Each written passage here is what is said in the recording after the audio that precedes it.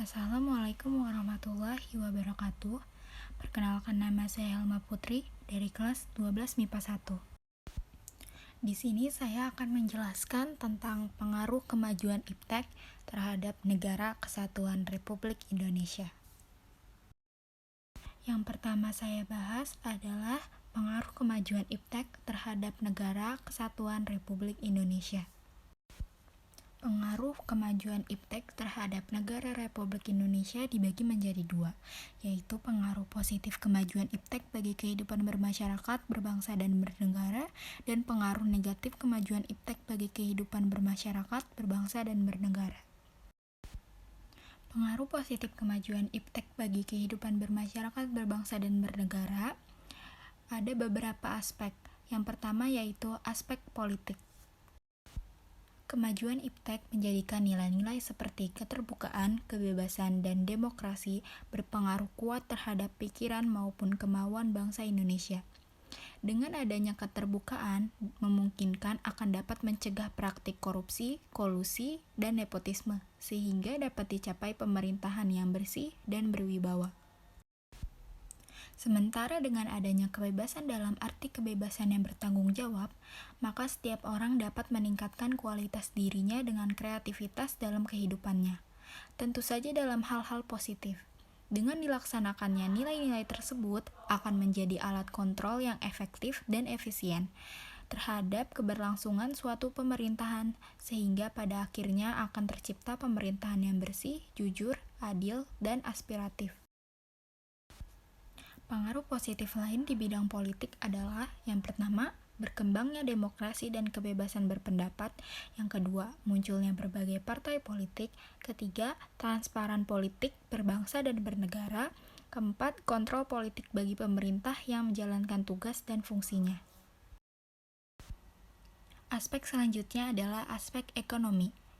Pengaruh positif iptek bagi kehidupan ekonomi yang pertama adalah makin meningkatnya investasi asing atau penanaman modal asing di negara kita. Yang kedua, makin terbukanya pasar internasional bagi hasil produksi dalam negeri. Ketiga, mendorong para pengusaha untuk meningkatkan efisiensi dan menghilangkan biaya tinggi. Keempat, meningkatkan kesempatan kerja dan devisa negara. Kelima, meningkatkan kemakmuran masyarakat. Dan yang terakhir, menyediakan dana tambahan untuk pembangunan ekonomi. Selanjutnya adalah aspek sosial budaya. Dengan adanya informasi, kita bisa mencontoh atau belajar banyak dari tata nilai sosial budaya, cara hidup, pola pikir yang baik, maupun ilmu pengetahuan dan teknologi dari bangsa lain yang telah maju untuk kemajuan dan kesejahteraan kita. Pengaruh positif lain di bidang sosial budaya adalah pertama, peningkatan kesejahteraan masyarakat dengan meningkatkan penggunaan iptek dalam memproduksi potensi daerah setempat. Kedua, kebutuhan hidup dapat tercapai dengan mudah, misalnya dengan jual beli online. Ketiga, segala informasi di dunia adalah berkat perkembangan iptek. Yang terakhir, hubungan sosial antar masyarakat dapat dijangkau dengan mudah karena kemunculan sosial media seperti WhatsApp, Facebook, Twitter, Instagram, YouTube, Line, dan lain-lain. Selanjutnya adalah aspek hukum, pertahanan, dan keamanan. Pengaruh positif iptek dalam bidang hukum, pertahanan, dan keamanan adalah yang pertama, makin menguatnya supremasi hukum, demokrasi, dan tuntutan terhadap dilaksanakannya hak asasi manusia. Kedua, menguatnya regulasi hukum dan pembuatan perundang-undangan yang memihak dan bermanfaat untuk kepentingan rakyat banyak. Ketiga, makin menguatnya tuntutan terhadap tugas-tugas penegak hukum seperti polisi, jaksa, dan hakim yang lebih profesional, transparan, dan dapat dipertanggungjawabkan. Keempat, menguatnya supremasi sipil dengan mendudukan tentara dan polisi sebatas penjaga keamanan, kedaulatan, dan ketertiban negara. Selain pengaruh positif iptek bagi kehidupan bermasyarakat, berbangsa, dan bernegara, ada juga pengaruh negatif iptek bagi kehidupan bermasyarakat, berbangsa, dan bernegara. Pengaruh negatifnya juga terdapat dalam berbagai aspek. Aspek yang pertama yaitu aspek politik. Nilai-nilai yang dibawa IPTEK seperti keterbukaan, kebebasan, dan demokratisasi tidak menutup kemungkinan akan disalahartikan oleh masyarakat Indonesia. Akibatnya, hal tersebut terjadi akan menimbulkan terganggunya stabilitas politik nasional seiring dengan terjadinya tindakan-tindakan anarki sebagai reaksi terhadap sikap pemerintah yang menurut mereka terbuka, tidak memberikan kebebasan dan tidak demokratis kepada rakyatnya. Hal ini akan senantiasa terjadi jika antara rakyat dan pemerintah belum menemukan kesamaan dalam memahami nilai-nilai yang dibawa IPTEK tersebut. Pengaruh negatif lainnya dari kemajuan IPTEK yang mesti diwaspadai adalah munculnya gerakan-gerakan radikalisme dan terorisme. Para pelaku gerakan tersebut pada umumnya merupakan orang-orang yang terampil dalam memanfaatkan teknologi. Tidak jarang di antara mereka mempunyai keterampilan dalam merakit senjata, merakit bom, dan sebagainya. Hanya sayangnya, keterampilan mereka tersebut digunakan untuk mengganggu keamanan negara sehingga stabilitas negara menjadi terancam. Aspek selanjutnya adalah aspek ekonomi. Pengaruh kemajuan IPTEK memberikan pengaruh negatif terhadap kehidupan ekonomi seperti yang pertama, Indonesia akan dibanjiri oleh barang-barang dari luar seiring dengan adanya perdagangan bebas yang tidak mengenal adanya batas-batas negara. Hal ini mengakibatkan makin terdesaknya barang-barang lokal, terutama yang tradisional, karena kalah bersaing dengan barang-barang dari luar negeri. Kedua, cepat atau lambat perekonomian negara kita akan dikuasai oleh pihak asing. Seiring dengan makin mudahnya orang asing menanamkan modalnya di Indonesia, yang pada akhirnya mereka dapat mendikte atau menekan pemerintah atau bangsa kita dengan demikian. Bangsa kita akan dijajah secara ekonomi oleh negara investor. Ketiga, akan timbulnya kesenjangan sosial yang tajam sebagai akibat dari adanya persaingan bebas. Persaingan bebas tersebut akan menimbulkan adanya pelaku ekonomi yang kalah dan yang menang. Yang menang akan leluasa memonopoli pasar, sedangkan yang kalah akan menjadi penonton yang senantiasa tertindas. Keempat, pemerintah hanya sebagai regulator pengaturan ekonomi yang mekanismenya akan ditentukan oleh pasar. Yang kelima, sektor-sektor ekonomi rakyat yang diberikan subsidi semakin berkurang, koperasi semakin sulit berkembang, dan penyerapan tenaga kerja dengan pola padat karya makin ditinggalkan. Aspek selanjutnya adalah aspek sosial budaya. Kemajuan IPTEK dapat melahirkan pengaruh negatif bagi perilaku masyarakat seperti pertama, munculnya gaya hidup konsumtif dan selalu mengonsumsi barang-barang dari luar negeri. Kedua, munculnya sifat hedonisme, yaitu kenikmatan pribadi dianggap sebagai suatu nilai hidup tertinggi. Hal ini membuat manusia suka memaksakan diri untuk mencapai kepuasan dan kenikmatan pribadinya tersebut, meskipun harus melanggar norma-norma yang berlaku di masyarakat, seperti mabuk-mabukan, pergaulan bebas, foya-foya, dan sebagainya. Ketiga, adanya sikap individualisme, yaitu sikap yang selalu mementingkan diri sendiri serta memandang orang lain itu tidak ada dan tidak bermakna. Sikap seperti ini dapat menimbulkan ketidakpedulian terhadap orang lain, misalnya sikap selalu menghardik pengemis, pengamen, dan sebagainya. Keempat, bisa mengakibatkan kesenjangan sosial yang semakin tajam antara kaya dan miskin. Kelima, munculnya gejala westernisasi, yaitu gaya hidup yang selalu berorientasi kepada budaya barat tanpa diseleksi terlebih dahulu, seperti meniru model pakaian yang biasa dipakai orang-orang barat yang sebenarnya bertentangan dengan nilai dan norma-norma yang berlaku.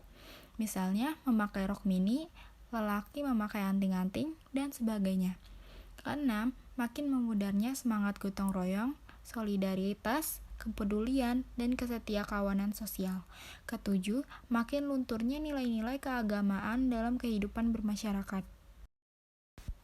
Terakhir yaitu aspek hukum, pertahanan, dan keamanan. Dampak negatif yang timbul dari kemajuan IPTEK dalam aspek ini antara lain akan menimbulkan tindakan anarkis dari masyarakat yang dapat mengganggu stabilitas nasional, ketahanan nasional, bahkan persatuan dan kesatuan bangsa. Selain itu, peran masyarakat dalam menjaga keamanan, ketertiban, dan kedaulatan negara semakin berkurang. Yang akan kita bahas selanjutnya adalah sikap selektif dalam menghadapi berbagai pengaruh kemajuan iptek. Pertama yaitu sikap tanggung jawab dalam pengembangan iptek. Manusia hidup di dunia ini tidak dapat melepaskan diri dari kemajuan iptek. Dengan iptek, hidup manusia akan dipermudah. Agar tidak menimbulkan permasalahan dan dampak negatif, manusia perlu memiliki tanggung jawab etis di dalam mengembangkan dan menetapkan iptek. Manusia di dalam mengembangkan dan menetapkan iptek sudah selayaknya disertai etika dan rasa tanggung jawab. Etika dalam hal ini menyangkut pengertian luas, baik etika keilmuan ataupun etika sosial kemanusiaan atau etika moral. Yang kedua yaitu sikap selektif terhadap pengaruh kemajuan iptek. Tidak satupun negara bangsa di dunia ini yang bisa lepas dari pengaruh kemajuan iptek. Meskipun negara tersebut dikenal sebagai negara adidaya atau negara maju, tetap saja tidak bisa melepaskan diri dari kemajuan iptek. Terlebih lagi Indonesia yang baru disebut sebagai negara berkembang. Akan sangat sulit bagi negara kita untuk mengelak dari pengaruh atau implikasi kemajuan iptek. Ada 3 alternatif sikap yang bisa diambil oleh bangsa kita dalam menghadapi kemajuan iptek. Yang pertama yaitu menolak dengan tegas semua pengaruh kemajuan iptek dalam semua aspek kehidupan. Yang kedua, menerima sepenuhnya pengaruh tersebut tanpa disaring terlebih dahulu. Yang ketiga, bersikap selektif terhadap pengaruh tersebut, yaitu kita mengambil hal-hal positif dari kemajuan iptek dan membuang hal-hal negatifnya. Dengan sikap seperti itu, kita dapat mengambil keuntungan dari kemajuan iptek dan terhindar dari dampak buruknya. Karena semua pengaruh kemajuan iptek yang kita terima telah melalui proses penyaringan terlebih dahulu. Sikap selektif terhadap pengaruh kemajuan iptek juga terdapat di berbagai bidang. Yang pertama yaitu di bidang ekonomi. Sikap selektif yang dapat diterapkan di Indonesia di bidang ekonomi agar mampu bersaing dengan negara lain yang pertama yaitu sistem ekonomi dikembangkan untuk memperkuat produksi domestik untuk pasar dalam negeri sehingga memperkuat perekonomian rakyat. Yang kedua yaitu pertanian sebaiknya dijadikan prioritas utama karena mayoritas penduduk Indonesia bermata pencaharian sebagai petani. Ketiga, industri-industri sebaiknya menggunakan bahan baku dari dalam negeri sehingga tidak bergantung impor dari luar negeri. Keempat, mempererat kerjasama dengan sesama negara berkembang untuk bersama-sama menghadapi kepentingan negara-negara maju. Kelima, memanfaatkan teknologi digital dan internet untuk memajukan niaga, bisnis, dan penjualan. Sebab seiring berjalannya waktu, metode konvensional akan tergeser dengan teknologi digital. Yang terakhir yaitu tidak bergantung pada badan-badan multilateral seperti pada IMF, Bank Dunia, dan WTO. Selanjutnya yaitu sikap selektif terhadap pengaruh kemajuan iptek di bidang politik. Sikap selektif terhadap iptek di bidang politik yang dapat diterapkan untuk menangkal pengaruh negatif yang pertama yaitu mengembangkan demokratisasi dalam segala bidang. Kedua, mengadakan reformasi lembaga-lembaga politik agar menjalankan fungsi dan peranannya secara baik dan benar. Ketiga, memperkuat kepercayaan rakyat dengan cara menegakkan pemerintahan yang bersih dan berwibawa. Yang keempat, menegakkan supremasi hukum. Yang terakhir yaitu memperkuat posisi Indonesia dalam kancah politik internasional. Yang terakhir yaitu sikap selektif terhadap pengaruh kemajuan iptek di bidang sosial budaya. Dalam bidang sosial budaya, kemajuan iptek telah membawa pengaruh dalam perilaku yang ditampilkan oleh setiap masyarakat. Di antara pengaruh tersebut adalah dalam hal gaya hidup, gaya pakaian, dasar ikatan hidup bermasyarakat, dan semakin mudahnya mendapat informasi dan ilmu pengetahuan. 3 hal yang disebutkan pertama cenderung memberikan pengaruh negatif. Oleh karena itu, kita harus membentengi diri dengan nilai-nilai yang selama ini sesuai dengan kepribadian bangsa Indonesia, yaitu nilai-nilai Pancasila. Adapun pengaruh yang disebutkan terakhir cenderung memberikan keuntungan bagi bangsa kita. Oleh karena itu, kita perlu mengadopsi hal tersebut dengan tidak mengabaikan nilai-nilai jati diri bangsa kita. Kemajuan iptek salah satunya ditandai dengan adanya kemajuan ilmu pengetahuan dan teknologi. Agar hal tersebut bersifat positif dan dapat diserap ke dalam budaya kehidupan kita sehari-hari, maka kita perlu mengusahakan perubahan nilai dan perilaku. Di antaranya yaitu yang pertama, terbuka terhadap inovasi dan perubahan. Yang kedua, berorientasi pada masa depan daripada masa lampau. Ketiga, dapat memanfaatkan kegunaan iptek. Keempat, menggunakan potensi lingkungan secara tepat untuk pembangunan berkelanjutan. Yang terakhir yaitu menghargai dan menghormati hak-hak asasi manusia. Itu saja yang dapat saya sampaikan tentang pengaruh kemajuan iptek terhadap Negara Kesatuan Republik Indonesia. Kurang lebihnya mohon maaf. Wassalamualaikum warahmatullahi wabarakatuh.